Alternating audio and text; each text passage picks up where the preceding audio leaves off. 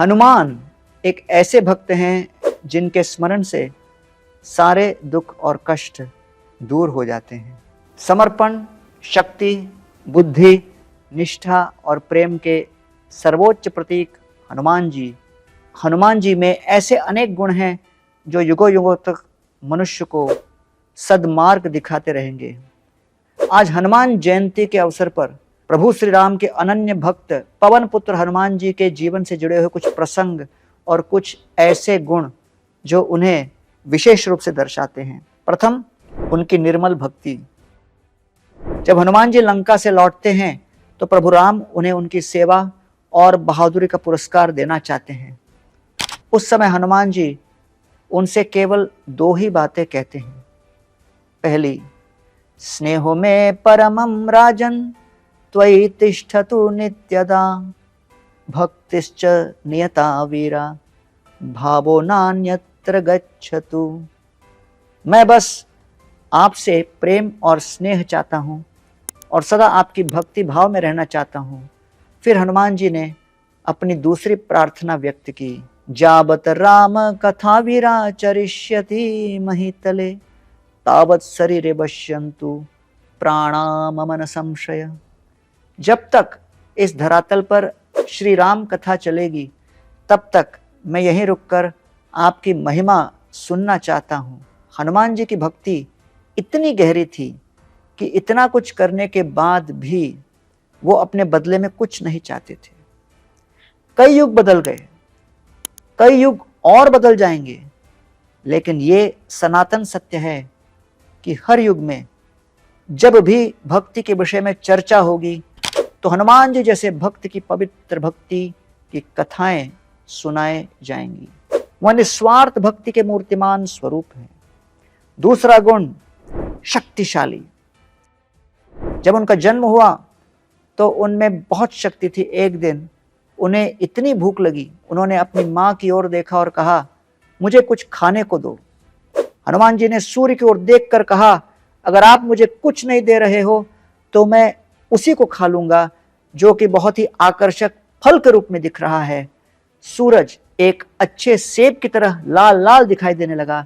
जैसे ही हनुमान जी वास्तव में सूर्य के निकट आए, उनकी आंखों की तीव्रता देखकर सूर्यदेव समझ गए ये कोई सामान्य बालक नहीं है और उनकी शक्ति देख उनका नमन किया। अतुलित बल के प्रतीक हनुमान जी के विषय में यह कहा जाता है कि उनमें अपार बल है और उनसे प्रार्थना करने से और उनके उदाहरण से शिक्षा ग्रहण करने पर साधारण मनुष्य भी कठिन परिस्थितियों को पार कर सकता है। तीसरा गुण, बड़े ही बुद्धिमान। हनुमान जी को शिक्षा सूर्यदेव से मिली।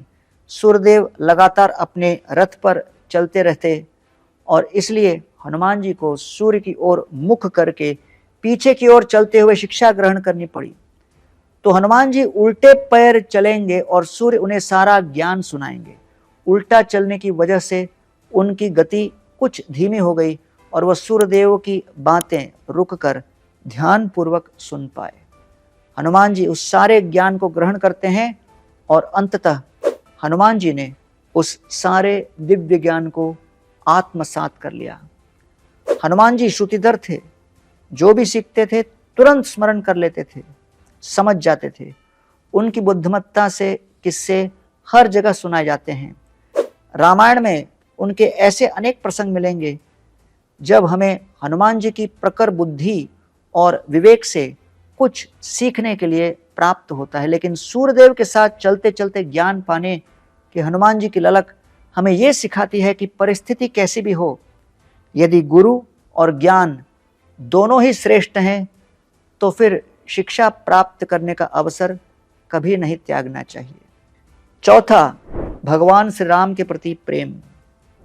एक बार जब माता सीता अपनी मांग में सिंदूर लगा रही थी तो हनुमान जी ने उसे देख लिया और उनसे ऐसा करने का कारण पूछा। उन्होंने उत्तर दिया कि सिंदूर लगाकर उन्होंने अपने पति प्रभु रामचंद्र जी की दीर्घ आयु को सुनिश्चित किया है। वह जितना अधिक सिंदूर लगाती है, रामचंद्र की आयु उतनी ही अधिक हो जाती है। यह सुनकर हनुमान जी बड़े प्रसन्न हुए और प्रभु रामचंद्र जी के भक्त होने के नाते उन्होंने रामचंद्र जी की अमरता सुनिश्चित करने के प्रयास में अपने पूरे शरीर पर सिंदूर लगा दिया। भगवान राम इससे बहुत प्रभावित हुए और उन्होंने वरदान दिया कि जो भी भविष्य में हनुमान जी की पूजा सिंदूर से करेगा, हम उसके ऊपर अपनी विशेष कृपा बरसाएंगे। इसलिए हनुमान जी के विग्रहों को कई बार सिंदूर से लिप्त किया जाता है। हनुमान जी संपूर्ण प्रेम और संपूर्ण समर्पण के प्रतीक हैं। इनमें हमें यह शिक्षा मिलती है कि बिना समर्पण के प्रेम उतना ही अधूरा है जितना बिना सुगंध के पुष्प। राम भक्त हनुमान को शिवजी का भी अंश माना गया है।